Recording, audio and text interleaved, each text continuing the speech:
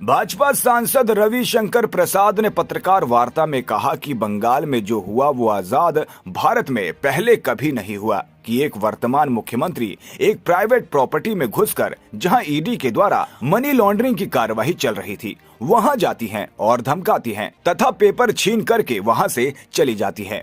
उनका आचरण अमर्यादित, असंवैधानिक, शर्मनाक है, लेकिन उन्होंने पूरी लोकतांत्रिक प्रक्रिया को शर्मसार कर दिया है। आजाद भारत में बंगाल में जो हुआ वो आज तक नहीं हुआ कि एक सिटिंग मुख्यमंत्री एक प्राइवेट प्रॉपर्टी में घुसकर जहां मनी लॉन्ड्रिंग की कार्रवाई चल रही है ईडी के द्वारा वहां चली जाए, ईडी के लोगों को धमकाए और पेपर स्नैच कर वॉकआउट कर जाए। आज देश के प्रमुख अखबारों में फोटो छपी है, वो वॉकआउट कर रही हैं पेपर लेकर। ये मामला क्या है कि कोल स्कैम को लेकर, कोल की स्मगलिंग और हवाला ट्रांजैक्शन को लेकर ईडी कार्रवाई कर रही है। उसमें कई जगह रेड वगैरह हुई और जो मिस्टर जैन हैं उसके कंसल्टेंसी फर्म के बारे में ये शिकायत आई कि करोड़ों रुपए का ट्रांजैक्शन यहां से हुआ है।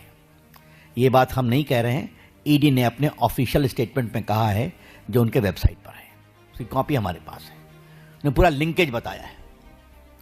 ऐसे में वो काम करने गए थे और आपको मालूम है बंगाल कोल स्मगलिंग का एक बहुत बड़ा हॉट स्पॉट बना है। रूलिंग पार्टी के बहुत लोग का इन्वॉल्वमेंट है, उसकी चर्चा कई बार हुई है, हम लोगों ने भी किया है। यहां पर स्पेसिफिक केस था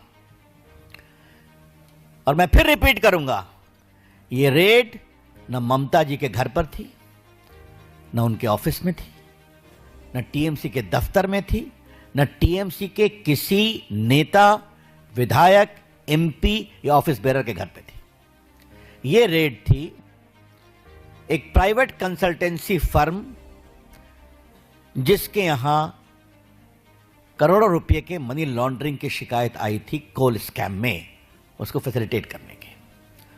और ये मैं फिर कह रहा हूं, ये मैं नहीं कह रहा हूं, ये बाकायदे उनके स्टेटमेंट में है जो उनके वेबसाइट पर है।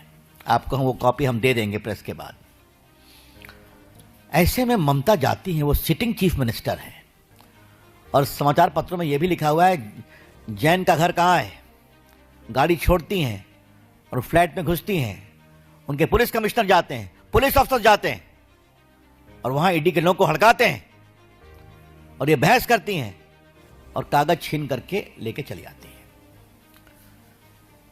उनका आचरण नहीं अमर्यादित, असंवैधानिक, शर्मनाक है, लेकिन लोकतांत्रिक मर्यादाओं का उन्होंने तार तार कर दिया है।